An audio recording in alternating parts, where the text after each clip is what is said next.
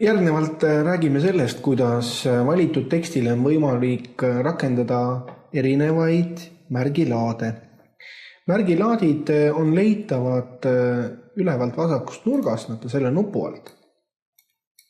Klõpsate selle nupu peale ja seejärel avatakse teile siis erinevate stiilide ja teise sõnaga laadide paneel, kus siis ülevalt tuleks jälgida, et valitud oleks see komplekt, kus on A-täht peale joonistatud.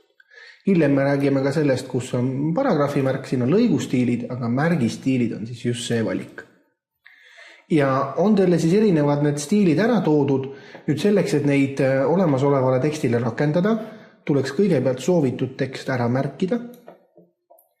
Ja seejärel on võimalus siis siit valida erinevaid märgistiile, näiteks rõhutus või lähtetekst või lehekülje numbristiil või näiteks teletaibustiil. Ja kui ma olen siin märgistamise lõpetanud, siis ma võin X-ist selle paneeli kinni panna.